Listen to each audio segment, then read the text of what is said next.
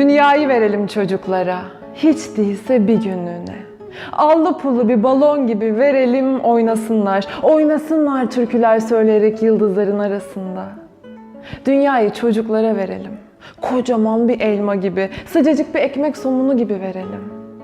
Hiç değilse bir günlüğüne doysunlar. Bir günlüğüne de olsa öğrensin dünya arkadaşlığı. Çocuklar dünyayı alacak elimizden, ölümsüz ağaçlar dikecekler.